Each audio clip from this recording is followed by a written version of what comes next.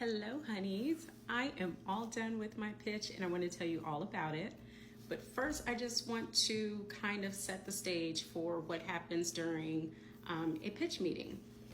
And this pitch meeting was very similar to previous pitch meetings that I've done before. I didn't know the executive personally, but I had the executive's name.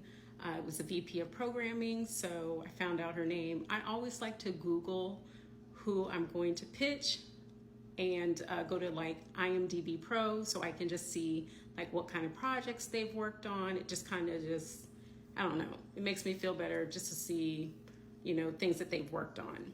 So on the pitch, you had the VP, there was also somebody else from the network. We had the agent who represents the production company, the production company owner, the executive at the production company, the assistant at the production company, and then myself and then my son were all on the Zoom. So pretty much everything is just Zoom nowadays. That kind of happened with the pandemic. So most of your pitches are just going to be on Zoom, which is fine because we're all spread out all over the place. So the pitch usually starts with this pitch started with the agent just kind of like introducing everybody, how he came across the project, what he loves about the project, and then he tosses to the production company, which then just gives them a brief like synopsis of like, the kind of projects that they work on. And then they talked about how they met me and how like my project came to be. And then they just tossed it to me. And I always start with just a little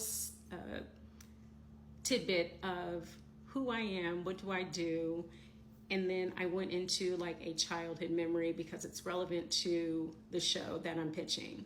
Also, this is an unscripted show. So an unscripted show is very different from a scripted show. I've never pitched a scripted show before, only unscripted. And I just went with the childhood memory and then tossed it back to the production company. And we typically kind of had like a script that we had been working off of, so we knew who was going to say what when. And then also during the pitch, we had the assistant who had graphics up, so like pictures of like celebrities and like newspaper articles, anything that's going to kind of like make the pitch more exciting, because you want to get them excited about your pitch, about your project, about your idea. And if you're just sitting there talking, it's just going to get really boring really quick. So you want to have some graphics and like I said, all the pictures just kind of helps to break up the talking.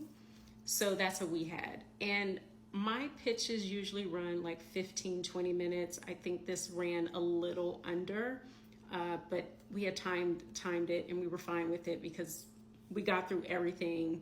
It was very clear, concise, and it was a great pitch. It was great. I was a little nervous about 30 minutes before the pitch, and then I was like, girl, you got this. You have gone through this so many times, and I just got it together. But it was a great pitch. You can tell when like you have a great pitch when the executives are like nodding their head and like they stop you and then they share a memory.